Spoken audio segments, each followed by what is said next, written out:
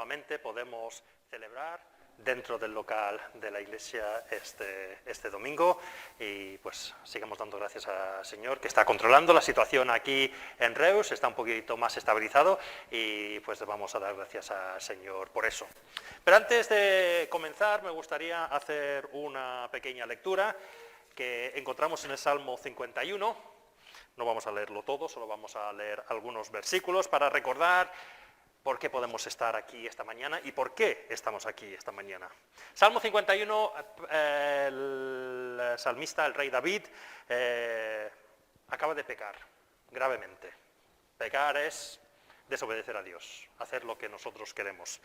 Y él dice lo siguiente, versículo 1, ten compasión de mí, oh Dios, conforme a tu gran amor, conforme a tu inmensa bondad, borra mis transgresiones, lávame de toda mi maldad y límpiame de mi pecado. Estamos aquí esta mañana no porque hemos hecho grandes cosas para Dios, sino porque Él nos ama.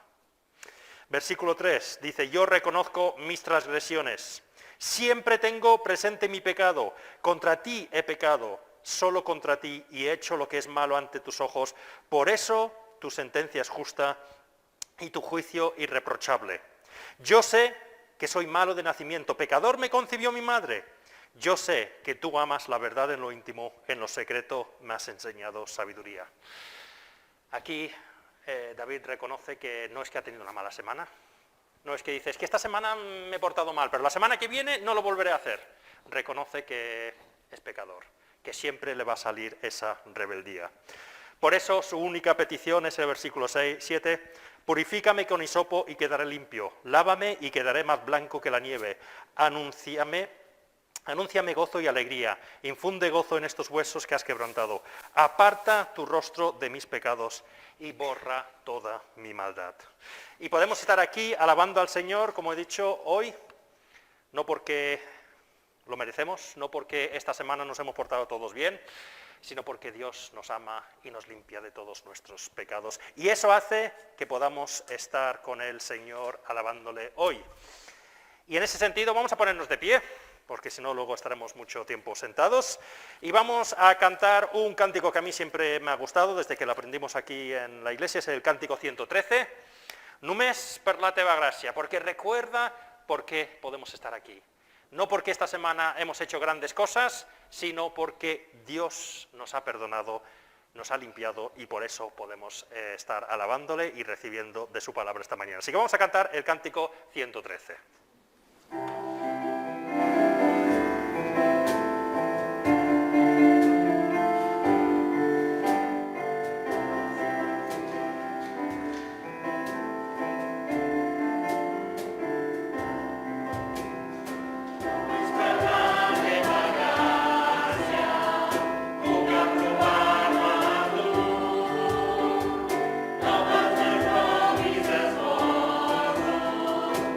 Bye.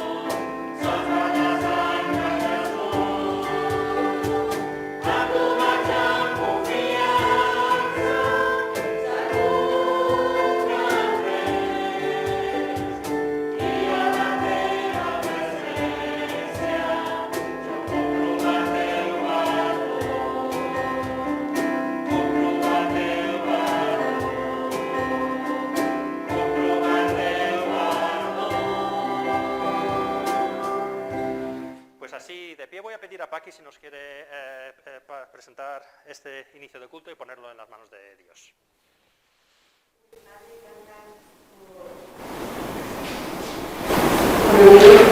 Señor, gracias porque no es como antes, Señor, pero podemos estar un poquito más juntos, Señor, y queremos pedirte que tú bendigas este culto, Señor, que bendigas tu palabra, Señor, en todos los lugares donde hoy se predica. Háblanos a nuestro corazón, Señor, y muéstranos aquello que tú quieres de cada uno de nosotros, Señor. Empezar ya lo sabemos, Padre, pero necesitamos, Señor, que tú nos ayudes a cumplir con aquello que te agrada a ti, Señor. En vez de seguir nuestro deseo, aquello que nos beneficia egoístamente, Señor.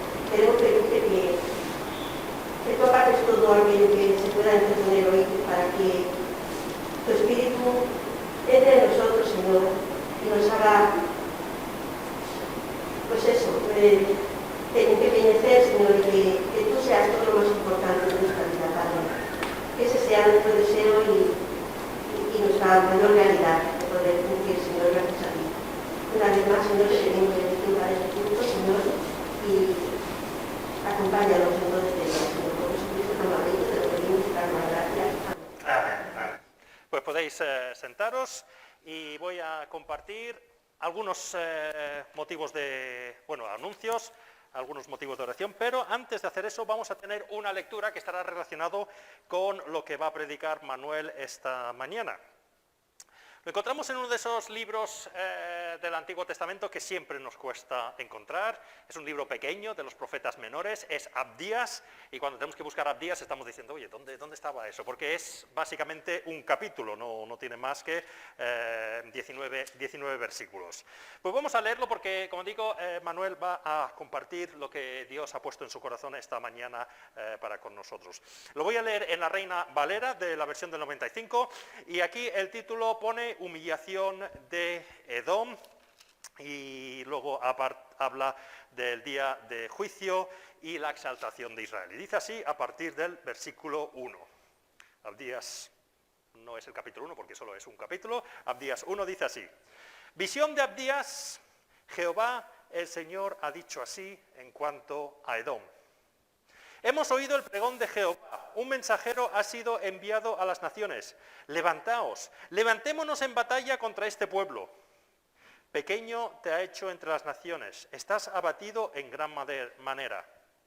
La soberbia de tu corazón te ha engañado, a ti, que moras en las hendiduras de las peñas, en su altísima morada. ¿Qué dices en tu corazón? ¿Quién me derribará a tierra? Aunque te remontaras como águila y entre las estrellas pusieras tu nido, de ahí te derribará, dice Jehová. Si ladrones vinieran a ti o robadores de noche, como has sido destruido, ¿no hurtarán lo que necesitan? Si entraran en tus vendimiadores, ¿no dejarán algún rebusco? ¿Cómo fueron saqueadas las cosas de Esaú? Sus tesoros escondidos fueron buscados. Todos tus aliados te han engañado, hasta los confines te hicieron llegar. Los que estaban en paz contigo te han derrotado. Los que comían tu pan pusieron trampa debajo de ti. No hay en él inteligencia. Aquel día, dice Jehová, haré que perezcan los sabios de Edom y la prudencia del monte de Esaú.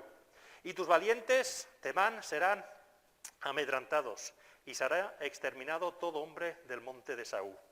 Por haber maltratado a tu hermano Jacob, te cubrirá vergüenza, y serás exterminado para siempre. Cuando extraños llevaban cautivo su ejército, cuando extraños entraban por sus puertas y echaban suertes sobre Jerusalén, tú estabas ahí presente y te portaste como uno de ellos. No debiste alegrarte del día de tu hermano, del día de su desgracia. No debiste alegrarte de los hijos de Judá, el día en que perecieron, ni debiste burlarte en el día de su angustia. No debiste haber entrado por la puerta de mi pueblo en el día de sus quebrantamientos. No debiste alegrarte de su mal en el día de su quebranto, ni haber echado mano a sus bienes en el día de su calamidad. Tampoco debiste haberte parado en las encrucijadas para matar a los que de ellos escapaban, ni debiste haber entregado a los que quedaban en el día de su angustia. Porque cercano está el día de Jehová sobre todas las naciones. Como tú hiciste, se hará contigo. Tu recompensa volverá sobre tu cabeza. De la manera que vosotros bebisteis en mi santo monte, beberán continuamente todas las naciones, beberán, engullirán, y serán como si no hubieran existido. Mas en el monte de Sión habrá un resto que se salvará, será santo, y la casa de Jacob recuperará sus posesiones. La casa de Jacob será fuego, la casa de José se irá llama, y la casa de Esaú estopa. Los quemarán y los consumirán. Ni siquiera un resto quedará de la casa de Esaú, porque Jehová lo ha dicho. Los de Negev poseerán el monte de Esaú, y los de Sefela a los filisteos. Poseerán también los campos de Efraín y los campos de Samaria, y Benjamín a Galaad. Los cautivos de este ejército de los hijos de Israel poseerán a lo de los cananeos, hasta Serepta. Y los cautivos de Jerusalén que están en Serafet poseerán las ciudades del Negev. Y subirán salvadores al monte Sión para juzgar el monte de Esaú. El reino será de Jehová. Pero como digo, es un libro corto, algunas veces un poquito complicado, y comenzamos a mirar algunas cosas extrañas ahí, decimos no lo entendemos, pero con ayuda del Señor, pues esperemos que el Señor nos vaya hablando a cada uno esta mañana de este pasaje. Pues antes de pasar a un tiempo de oración, solo quiero compartir algunos pequeños anuncios con vosotros. Esta semana sí, el viernes tendremos el culto de oración por Zoom a las 7 de la tarde, el viernes, ¿vale? Creo que más o menos hemos solucionado los problemas técnicos que tenían varias personas. Si hay alguien que aún tiene algún problema, por favor hablen conmigo después del culto o enviadme un WhatsApp e intentaremos solucionarlo. Pero a las 7 tendremos esa reunión y ya se os enviará el enlace. El único culto presencial que estamos manteniendo es este culto el domingo a las 11:30. En principio, si la situación sanitaria pues sigue estable, pues continuaremos con el culto presencial los domingos a las 11:30. Como hacemos habitualmente, se enviará un WhatsApp para que confirmáis la asistencia. Por favor, contestad para que podamos controlar el tema del aforo. La tercera cosa es que sigamos orando por las obras. Ya dije la semana pasada que en principio, Dios mediante, pues se iban a comenzar de nuevo, pero también os dije que había que hacer diferentes cosas aquí adentro. Por favor, si podéis ayudar, lo estará coordinando nuestro hermano Pablo, pues enviad un WhatsApp a Pablo y decid, oye, cuenta conmigo, ya intentaremos organizar horarios para que seamos muy pocas personas, podamos respetar las distancias sociales, pero para organizarnos, mejor dicho, si podéis enviar un WhatsApp a Pablo diciendo que podéis ayudar, pues por favor hacedlo cuanto antes porque en las próximas semanas vamos a comenzar con esto. Si no tenéis el WhatsApp de Pablo, enviádmelo a mí y ya se lo enviaré a Pablo yo. Y por último, y este es el tema de oración que vamos a tener ahora, sigamos orando por nuestro servicio al Señor en estos momentos de pandemia. ¿Verdad que en la iglesia no podemos hacer todas las actividades que hacíamos antes, pero sí que podemos seguir sirviendo al Señor por los cultos online, por este culto presencial, pero también siendo esa luz en nuestros trabajos, en nuestras casas, en nuestra ciudad, en estos momentos de inquietud.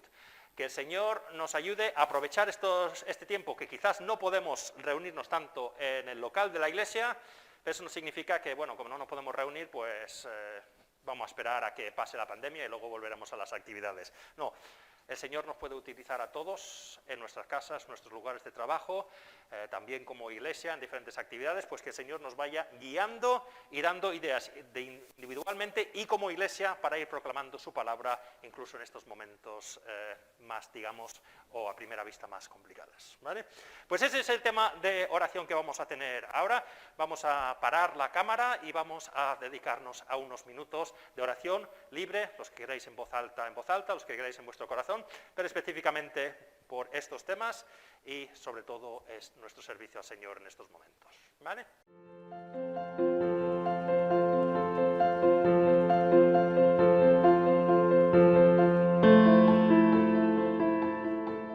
Dos cosas que se me habían olvidado. Gracias, Conchi, por orar por los jóvenes. Yo no soy tan joven y se me había olvidado. Los jóvenes comienzan sus actividades este sábado también, online, a las 7 de la tarde.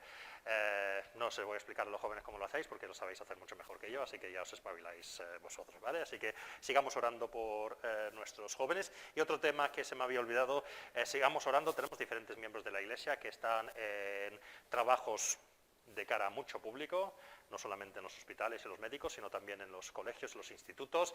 Pues sigamos pidiendo al Señor que vaya protegiendo a nuestros estudiantes, pero también a los que están trabajando con ellos todos los días, ¿vale? Pues vamos a tener un tiempo breve de alabanza cantada para glorificar a nuestro Dios, como digo, de esta forma cantada. Tendrán que ver, los pocos cánticos que vamos a hacer, tienen que ver con tanto lo que hemos leído al principio como lo que va a comentar a nosotros nuestro hermano Manuel esta tarde. Vamos a cantar el número 24. Dice, Dios tiene algo para darte, es algo maravilloso, es la vida del amor, es la vida sin temor. Y si estamos aquí esta mañana es para proclamar esta realidad. De verdad, creemos, sabemos que Dios nos ha cambiado la vida, que ese pecado, ese no poder controlar esos vicios, ese pecado que hay entre nosotros, ese temor que teníamos, pues Dios nos ha dado una vida nueva entregando a su Hijo por nosotros. Así que vamos a cantar el número 24.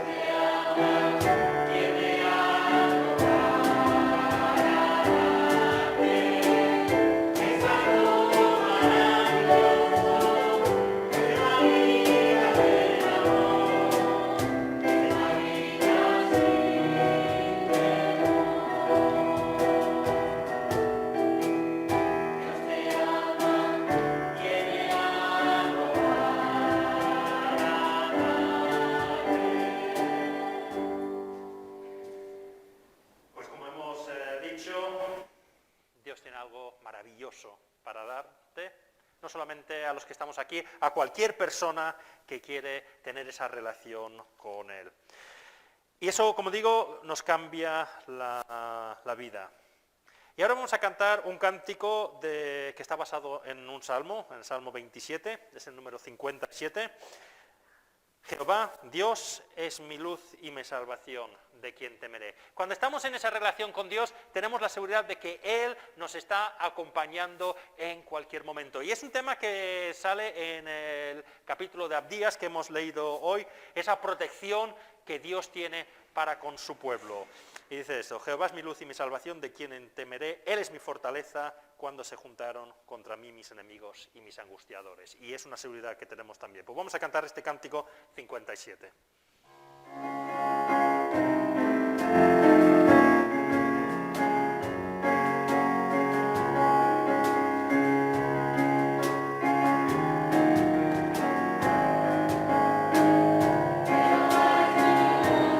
Salvación, de quien temeré.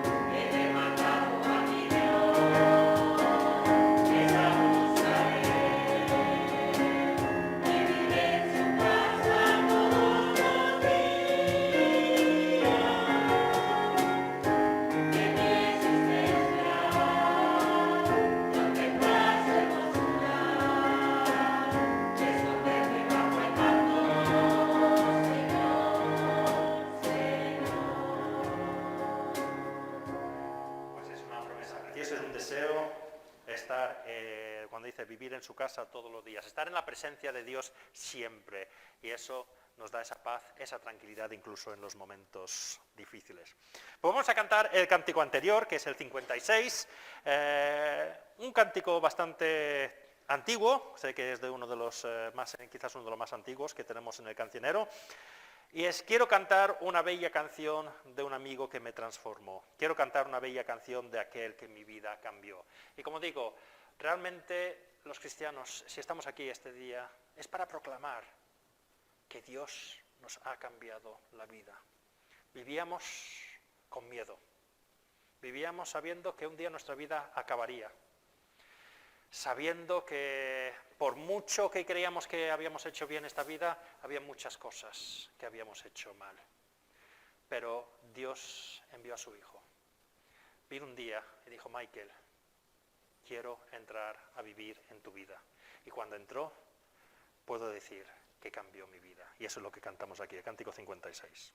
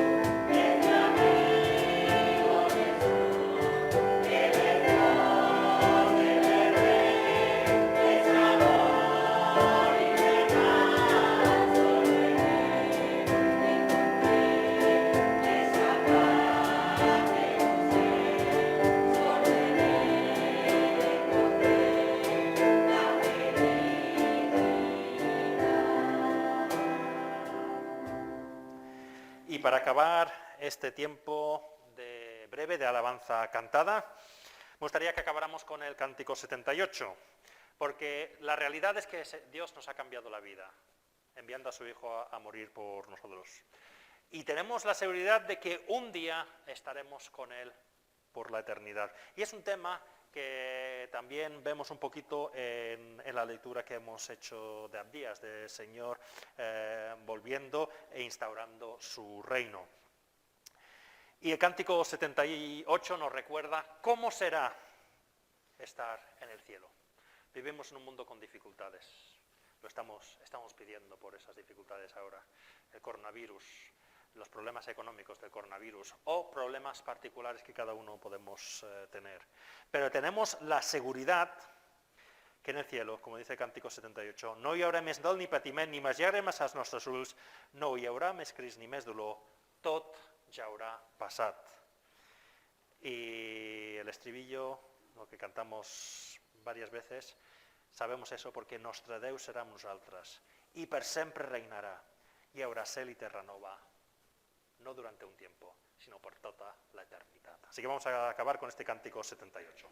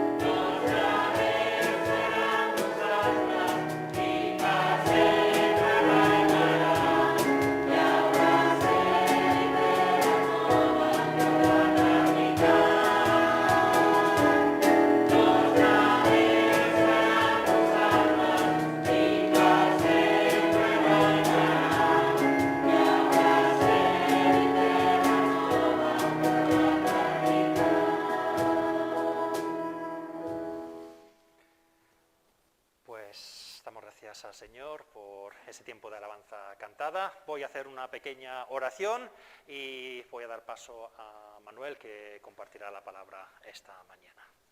Pues Padre, gracias por este tiempo de oración y de alabanza cantada que hemos tenido, pero ahora también te vamos a seguir adorando, alabando, Señor, al escuchar tu palabra. Te pedimos que nos hables a cada uno según lo que necesitamos oír. Algunos necesitamos consuelo, otros necesitamos amonestación o dirección. Te pedimos, Padre, que estemos atentos a lo que tú nos quieres decir, pero que no se quede aquí en tu casa, en la iglesia esta mañana, sino que glorifiquemos tu nombre y sigamos alabándote al ponerlo en práctica cuando salimos por estas puertas. Pues bendice ahora a tu siervo Manuel a la hora de exponer la palabra y ayúdanos a estar todos atentos a lo que tú nos quieres decir. Todo esto lo pedimos en tu nombre. Amén. Queridos hermanos, en esta mañana no vamos a hablar del amor de Dios. Hoy no. Hoy no. Hoy no vamos a hablar del amor de Dios.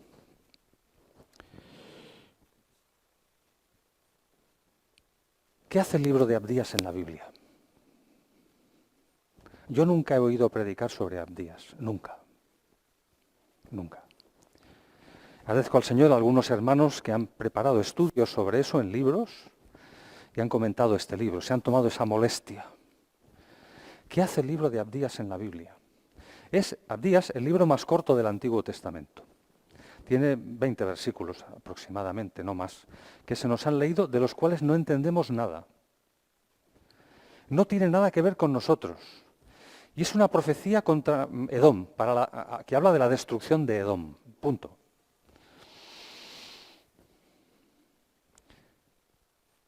Cuando escarbamos un poquito más nos damos cuenta de que realmente el libro de Abdías, como el libro de Nahum, algunas partes de Sofonías, de Miqueas y de los llamados profetas mayores, no porque fueran mejores, sino porque sus libros son más largos, simplemente, hablan de juicios de Dios. Y es necesario que en la Iglesia moderna, actual, en nuestro tiempo, hablemos del Dios de justicia. O de lo que es lo mismo, la justicia de Dios. El libro de Abdías está en la Biblia porque nos habla del otro gran tema. Es que Dios es amor, pero Dios es justicia. Y Abdías nos habla del Dios de justicia, de la justicia de Dios y del juicio final. Un tema, ya nos metemos aquí y aquí sí que ya lo podemos dejar. Porque si la justicia de Dios no nos gusta, eso de hablar del juicio final, eso es horrible. Es uno de los temas de los que menos se habla en nuestro tiempo. Pero hablar del juicio de Dios o no hablar de él implica hablar o no hablar de la segunda venida de Jesús, de la misma salvación, que es como afrontamos los creyentes ese juicio de Dios, y es hablar o no de la instauración del reino de Dios, que restablecerá todas las cosas. Si quitamos una parte, estamos quitando todo lo demás. Por tanto, no podemos ser frívolos ni selectivos con la palabra, porque toda la palabra de Dios es completa, es una unidad, y no le podemos añadir ni quitar, tal como se nos ha enseñado a través de la misma palabra, lo cual acarrea juicio de Dios. Nadie puede añadir ni quitar nada a lo que en la palabra hay, porque es revelación de Dios para los creyentes. Creyentes. Pero es interesante pensar qué creemos actualmente los creyentes en el contexto cristiano, al menos occidental. Es muy interesante. Esto a Michael le va a gustar. En el Reino Unido, el profesor Leslie Francis, de la Universidad de Gales, en un libro que se llama La fe fragmentada, Fragmented Faith, o algo así, ¿correcto? Bien, gracias. Describe una encuesta realizada a 5.762 laicos, personas que escuchan simplemente la palabra o la practican sin tener teología, como estudios, y 1.800 ministros o clérigos anglicanos. Y observa lo siguiente, en el Reino Unido, actualmente, el 3% de los ministros, predicadores anglicanos, no creían en Dios. El 10% no creía en un Dios personal, o sea, algo ha de haber por ahí arriba, una fuerza tremenda, pero el Dios personal no existe. Un 10%. El 40% le parecía de risa el nacimiento virginal y los milagros de Jesús. No creía en eso. Un 25% dudaban de que Cristo hubiera resucitado. El 25% no creía en el cielo. Y lo que es más, y para acabar, la gran mayoría, mucho más del 50%, no encontraba aceptable la enseñanza de Jesús sobre el juicio final y el infierno. Los creyentes de hoy en día. Y aquí lo mismo, no solamente en Reino Unido. Es muy interesante observar que la conciencia de juicio está en las grandes religiones y grandes sistemas espirituales de nuestro mundo. No solamente en las grandes religiones monoteístas, como es el judaísmo, el islam o el cristianismo, sino que también en Oriente. Por ejemplo, oímos hablar, ¿verdad?, en la India, en otros países, del karma.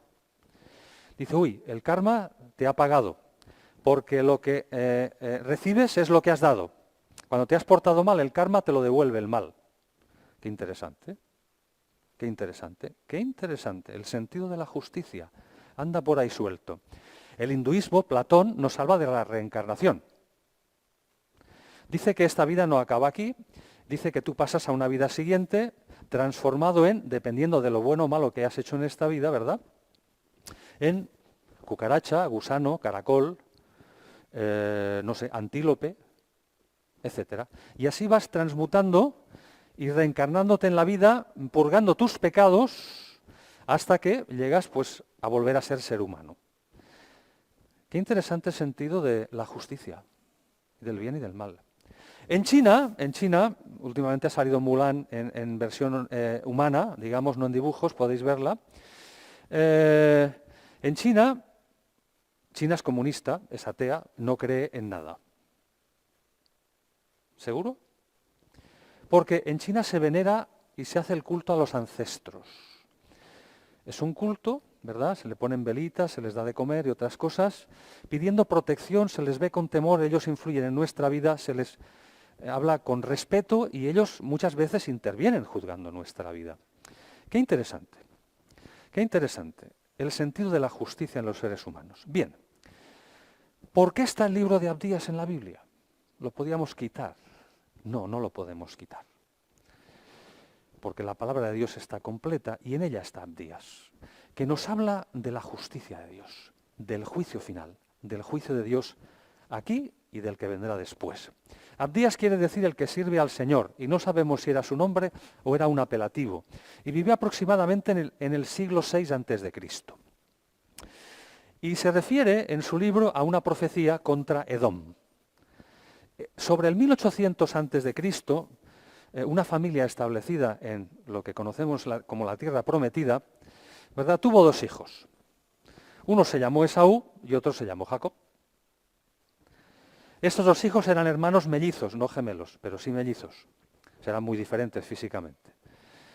Esaú dio lugar a todo un pueblo que se llamó Edom y Jacob dio lugar a un pueblo que se llamó Israel. Y además vivieron con vecinos, ¿eh? En el llano más o menos vivía Israel y abajo, en las montañas, junto al desierto, vivió Edom. Eran familia, eran primos generacionales. La historia del pueblo de Israel, narrada en la Biblia, nos habla de los desencuentros continuos y del odio que sobre todo Edom le tenía a Israel.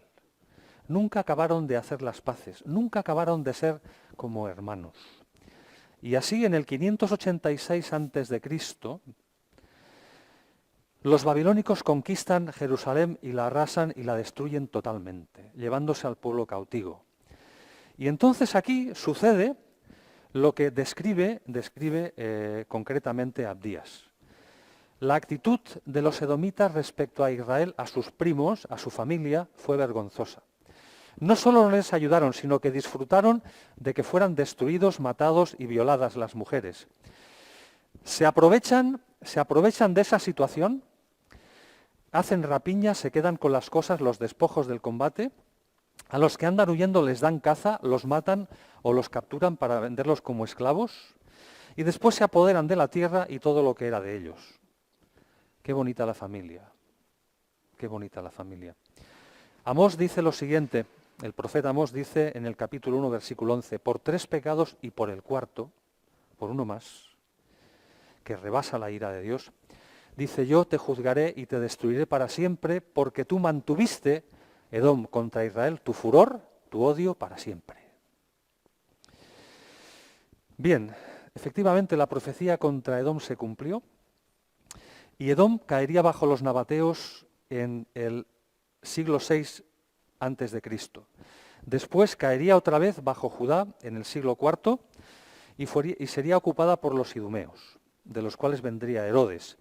Finalmente, una vez más, su mal comportamiento describe su odio hacia los judíos, y en la destrucción de Jerusalén en el año 70 por Tito, el general, 20.000 idumeos entraron también ayudando a los romanos para destruir el templo de Jerusalén y matar al cuanto judío se pusiera por delante. Pero a partir de aquí desaparece de la historia. Edom queda definitivamente destruida y durante miles y miles de años no se supo nunca de ella, hasta que fue descubierta casualmente por un explorador en el año 1812. Pero no se supo de ella hasta que Indiana Jones aparece en busca del arca perdida, ahora en los años 70, y entonces es cuando recuperamos a Edom y a su capital, Petra.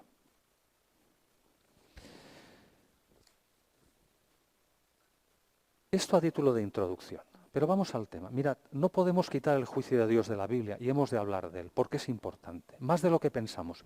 Yo no puedo agotar este tema en 30 minutos, es imposible, impensable, pero quiero compartir con vosotros algunas cuestiones. En primer lugar, el primer punto es, el juicio de Dios es necesario. Y es un tema ético, porque tiene que ver con la justicia. John Wenham, escritor cristiano, dice, es fundamental para el bienestar de cualquier sociedad que el malhechor sea castigado con escrupulosa justicia y el bienhechor absuelto. Y efectivamente es así, en todas las culturas y las razas. Y curiosamente, y es así, los ámbitos de juicio y de justicia abarcan a todas las culturas y las razas y naciones. La justicia de Dios tiene unos parámetros distintos de los nuestros y podemos observar en su palabra algunas de ellas. Él juzga naciones y culturas, personas, el tejido social de las naciones y también cuida de su pueblo. Y aquí hemos de hablar, no lo haremos hoy, de la iglesia perseguida. El juicio de Dios es necesario porque tiene que ver con la justicia. La temporalidad de los juicios de Dios a las naciones no la podemos entender, porque dura años, incluso siglos. Como dice el dicho, de Dios el molino muele despacio pero fino. Algunas civilizaciones han durado siglos, otras años solamente. En otras situaciones, en las situaciones de vida personal, observamos muchas veces que Dios juzga en vida y vemos cómo Dios ha juzgado. A veces lo ve la generación siguiente, o a veces no lo ve nadie y ese juicio queda pendiente y aquella persona o aquella entidad malvada que ha ejercitado el mal no ha sido aparentemente juzgada en esta tierra. El juicio final de Dios, que es la última palabra de Dios, es la esperanza definitiva, nos habla de que Dios juzga lo pendiente y que nada escapa a su justicia. Y así podemos observar las antiguas culturas. Asiria, Babilonia, Persia, Grecia, Roma. He tenido ocasión de leer un párrafo de las crónicas de Asurbanipal, uno de los grandes conquistadores asirios. La gran profecía contra Asiria la hace Nahum.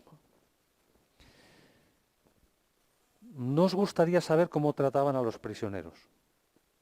Y no os lo voy a explicar. No os lo voy a explicar. De las culturas, cuidado, la cultura lo viste todo. La cultura lo tapa todo. Como decimos alguna vez, es cultura tirar una cabra desde un campanario y estrellarla en la fiesta mayor. En un pueblo de España eso se hace. Las culturas antiguas adoraban a Moloch, que aceptaba los sacrificios de niños recién nacidos tirados dentro de un horno ardiendo, en forma de estatua. Eso duró muchos años. Los cartagineses copiaron eso y también lo hicieron. Pero ¿qué hemos de decir del mundo hoy en día, de tanta injusticia?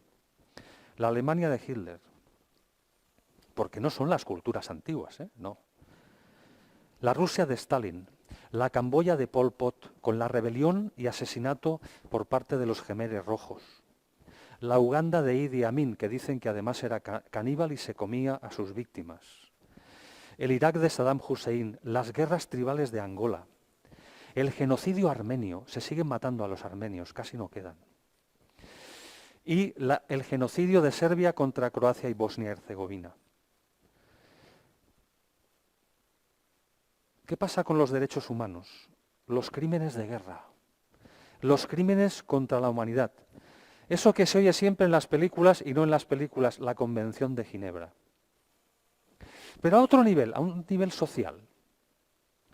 La corrupción. ¿Qué hemos de decir de la corrupción política?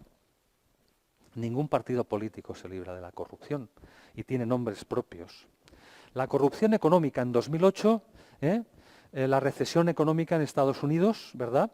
Y todo lo que representó. El rescate de España, si queréis, por parte de la banca europea. Dice, venga, os damos el dinero a 0 o a 1% y a la gente se lo vamos a cobrar al 3%. ¿Cómo? ¿Perdón? ¿Eso qué es? Bandidaje. La corrupción judicial y religiosa. Los juicios injustos contra los derechos humanos, el terrorismo. La manada. ¿Eso es violencia sexual? ¿No es violencia? ¿Eso es violación? No es... ¿Pero qué estamos discutiendo? ¿De qué estamos hablando? Los derechos civiles. Los campos de refugiados. ¿De refugiados? ¿Qué diferencia hay en un campo de refugiados y un campo de concentración? No hay tanta, no hay tanta. Yo he visto por un médico de Open Arms la fotografía de unos chicos de Senegal colgados de un gancho boca abajo, de una cuerda, como si fueran pescado. En Trípoli, preparados hoy en día para ser vendidos como esclavos. Estos ya ni cruzarán el mar. Eso lo he visto yo. Y la iglesia perseguida. No voy a hablar de la iglesia perseguida. La palabra de Dios nos habla de que esto no permanece impune.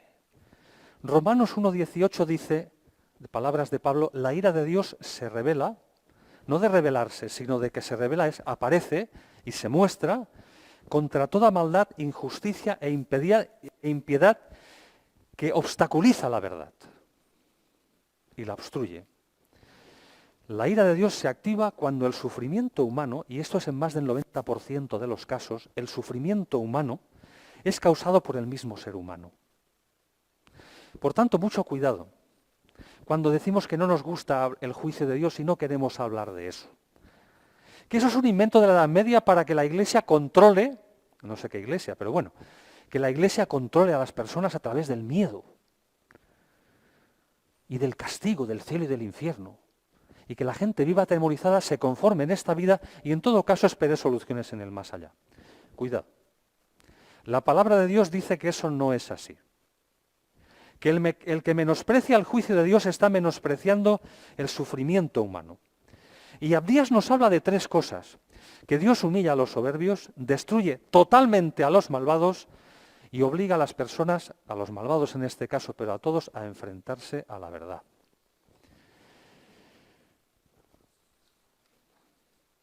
En primer lugar, nos habla de la soberbia.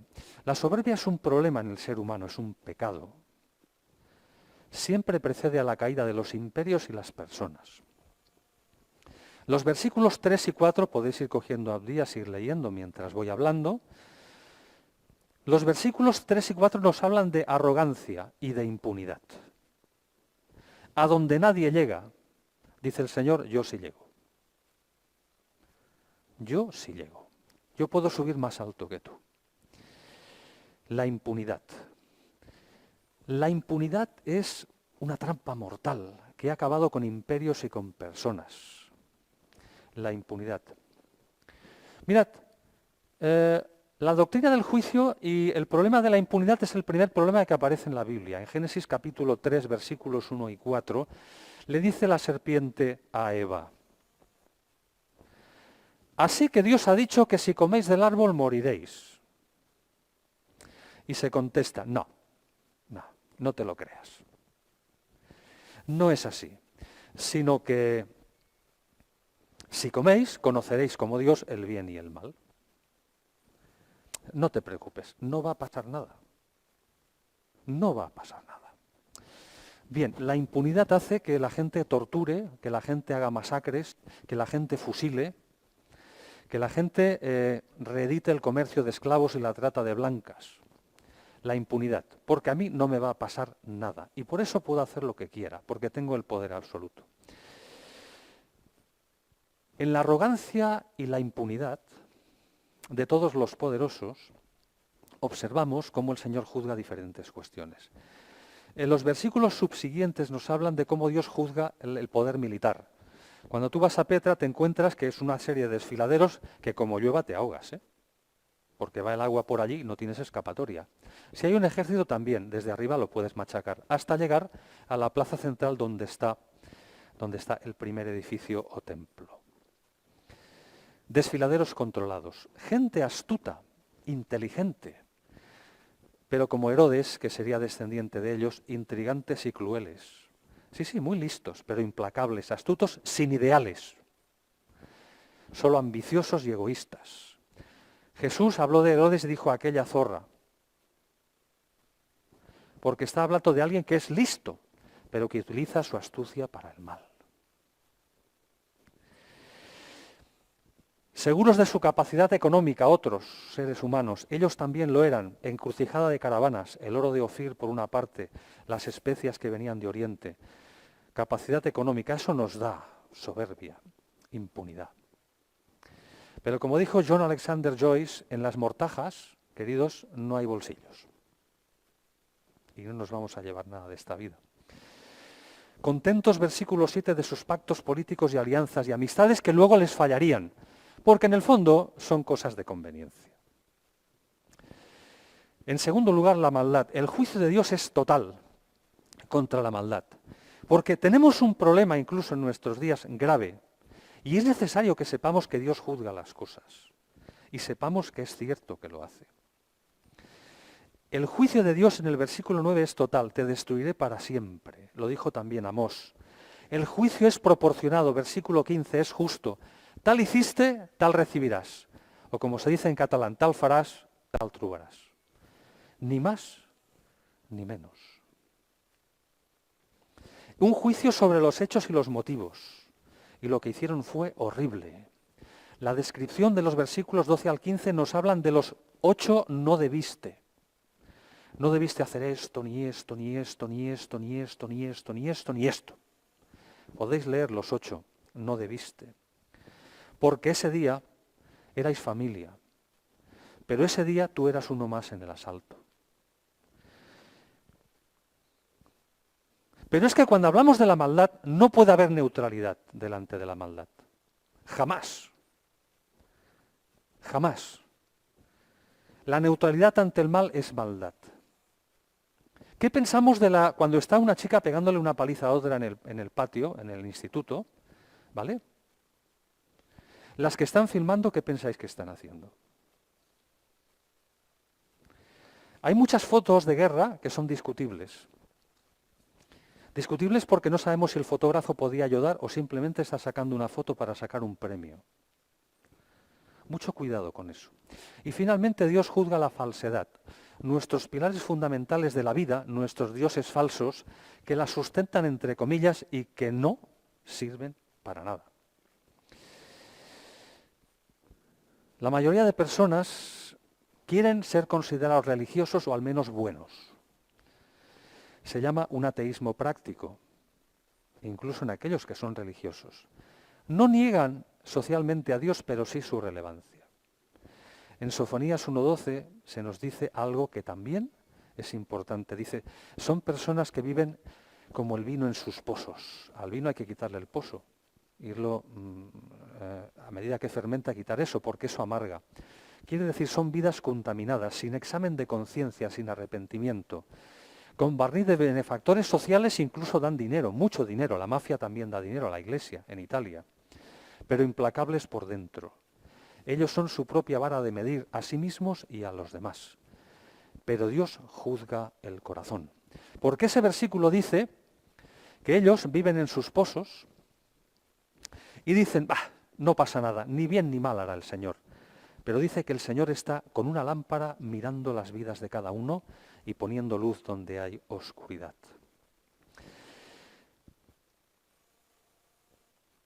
Abortar de nuestras vidas modernas el juicio de Dios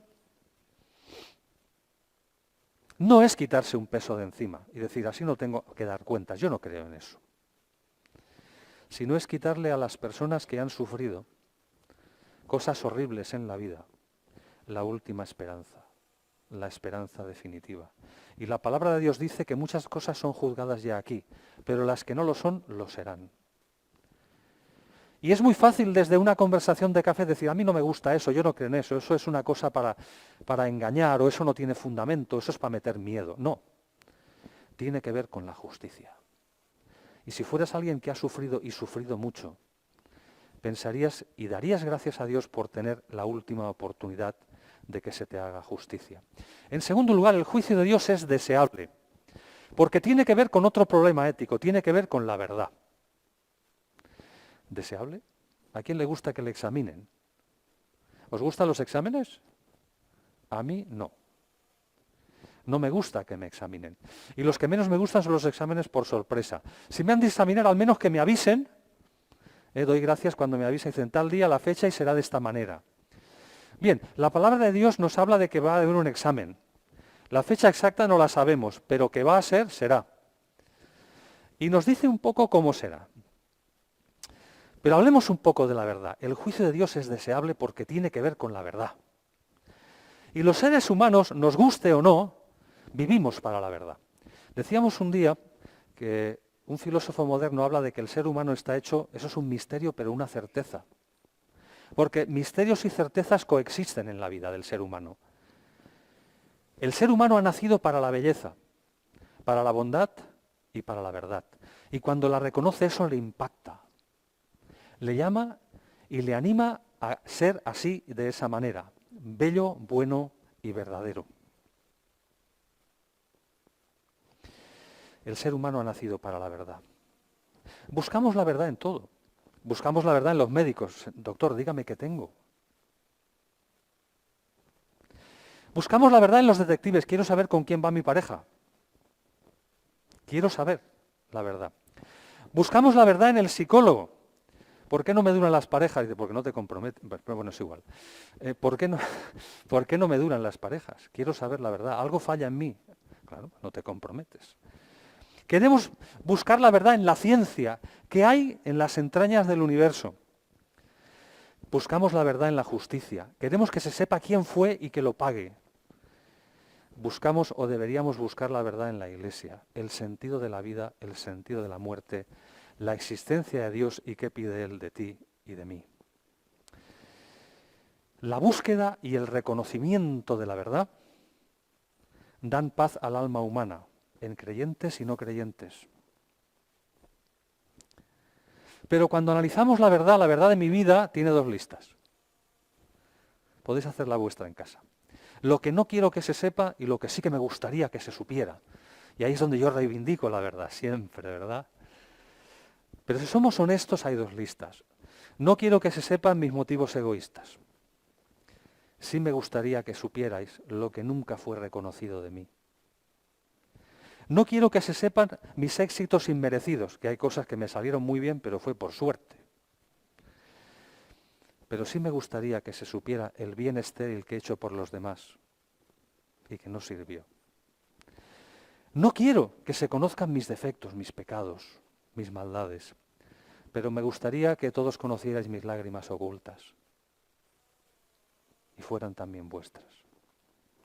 No quiero que se sepa lo que yo aparenté sin ser, cuando yo era fachada y no era nada, vacío por dentro, iba de farol.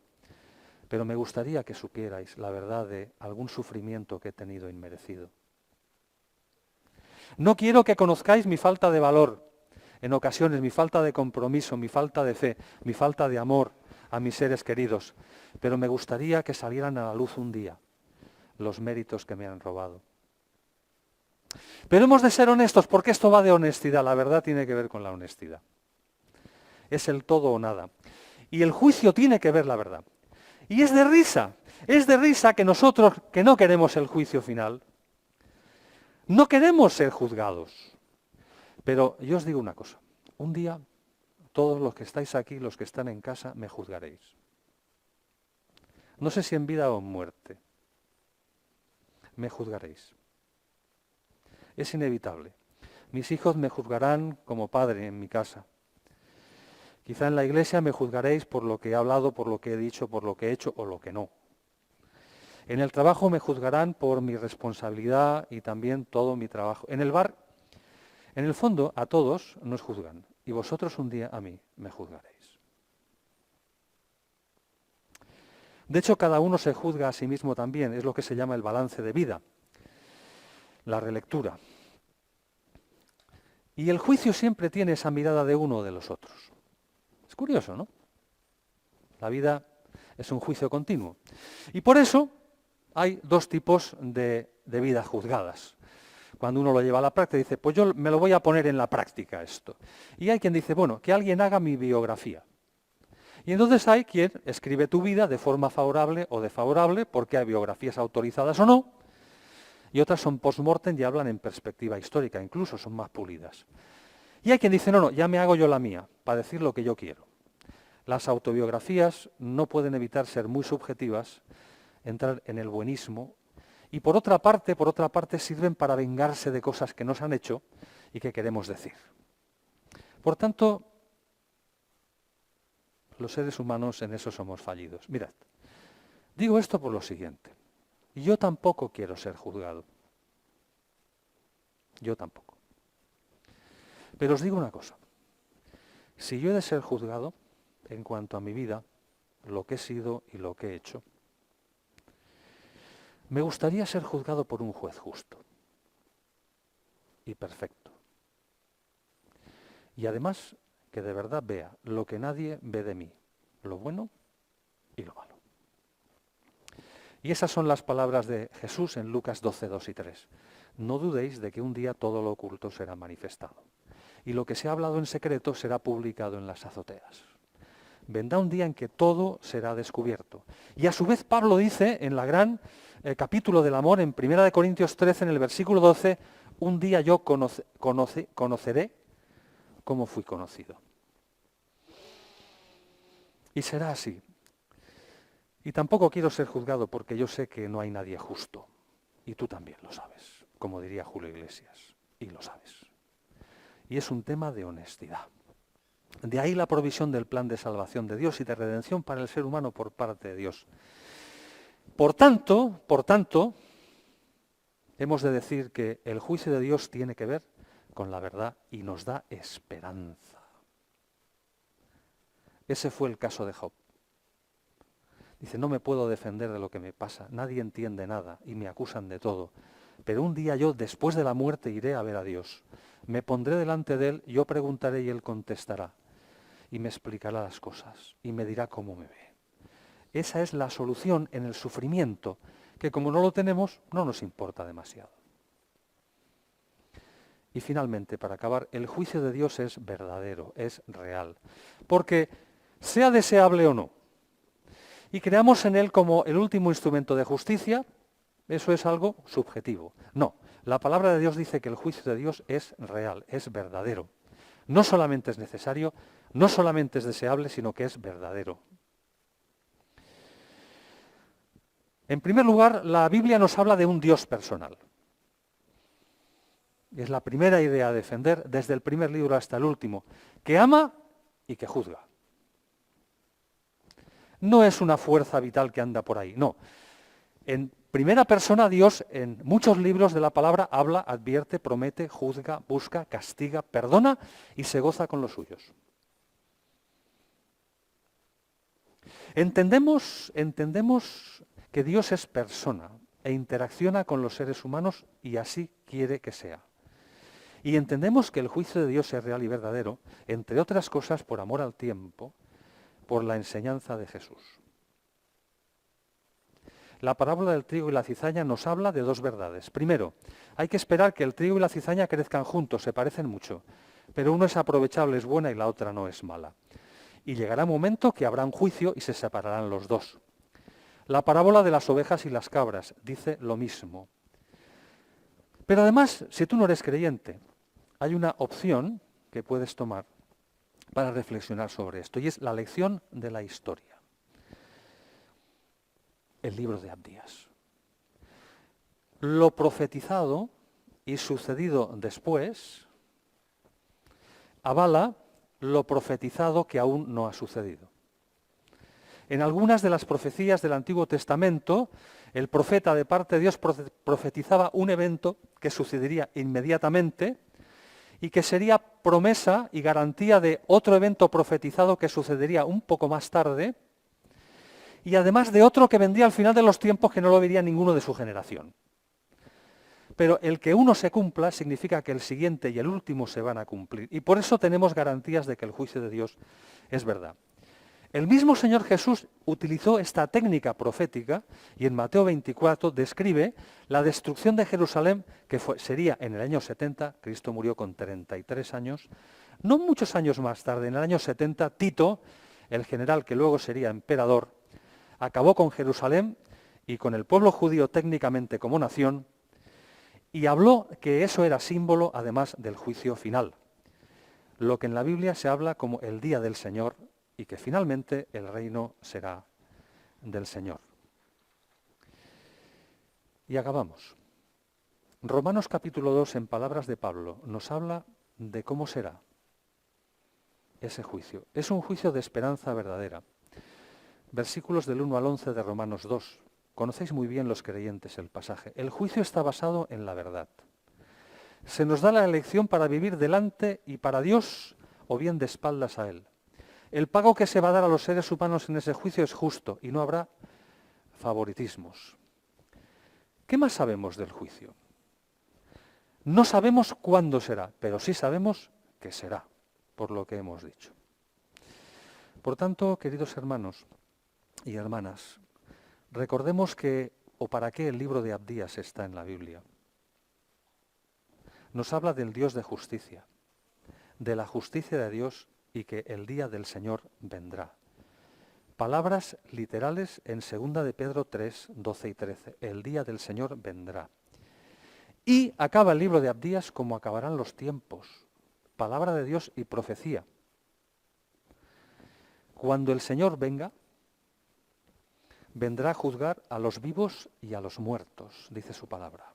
Jesús vendrá a juzgar a los vivos y a los muertos. No solo vendrá otra vez, sino vendrá para eso y a restablecer todas las cosas.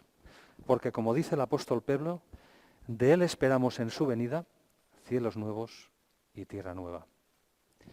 En el tiempo de Abdías, la profecía también resultaba muy difícil de creer. Porque dice, Dios acabará con Edom para siempre. Y te digo una cosa, el pueblo de Israel que acaba de ser capturado y llevado a Babilonia, volverá a ocupar su tierra y la tuya. Ja, ja, ja. Pero ellos volvieron del exilio y volvieron a ocupar su tierra.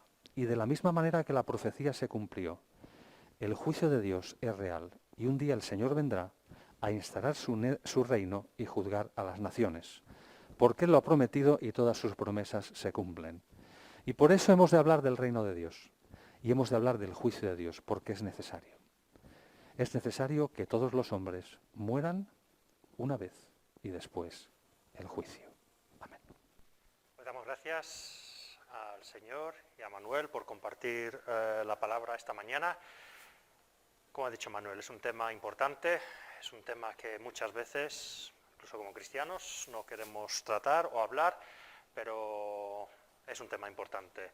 Y creo que una de las bendiciones que tenemos es que como ahora estamos grabando los cultos para colgarlo, es bonito poder volver a escuchar porque hay unas enseñanzas ahí importantes que creo que es bonito volver a escuchar y asimilar bien todas las enseñanzas. Pues vamos a concluir el culto esta mañana con el cántico 109. Una de las cosas que hemos escuchado esta mañana es que el Señor vuelve y nos da esperanza. Porque aunque lo intentemos ignorar muchas veces, como hemos visto, miramos el mundo y vemos mucha injusticia y pensamos, ¿Hasta cuándo? ¿Hasta cuándo? Pero tenemos la seguridad de que un día el Señor volverá y pondrá todas las cosas en su sitio. Y eso es lo que cantamos en el Cántico 109. El Señor Jesús regresará, aparecerá entre las nubes, Él instaurará justicia y paz con autoridad. Él es Señor, Él es Rey, Jesús vendrá otra vez. Nos vamos a poner en pie y vamos a cantar este Cántico 109.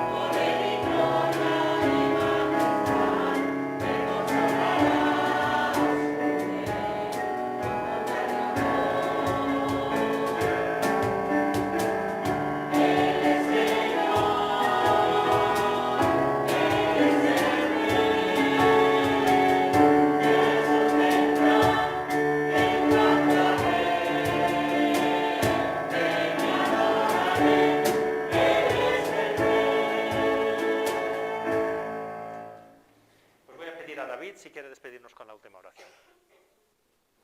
Sí, Padre, gracias, Señor, por estar aquí, Señor, por la bendición que por estar hermanos juntos, Señor, aprendiendo de ti, Señor, tu palabra, Señor, llamándote. También damos, Señor, muchas gracias por lo que hemos recibido hoy, Señor, lo que nos has dicho, Señor, a través de Michael, Señor, y de Manuel. Señor, te damos muchas gracias, Señor, porque sabemos, Señor, que todo lo que tú nos has prometido, Señor, de tu palabra, Señor, se cumplirá, Señor. Todo lo que nos dices, ¿verdad, Señor? Que tú es verdad, Señor.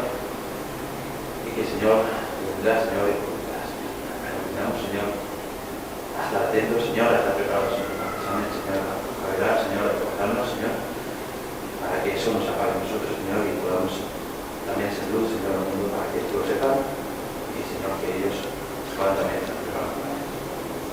Te pido, Señor, por todos los hermanos también que puedan asistir, Señor, que Señor, que me enseñado, Señor. Yo también te pido por la iglesia, esta situación, Señor, para que puedas colaborar, Señor, que puedas meter, a poder, Señor, estar juntos, Señor, poder hablar, Señor, poder disfrutar de la compañía, Señor. Y sabemos, Señor, que tú quieres que los hermanos estén juntos y juntos. Llevamos la semana, Señor, lo que hemos aprendido, que tenemos ahora, Señor, que tengamos nuestros corazones, Señor, para la nombre. Amén. Amén.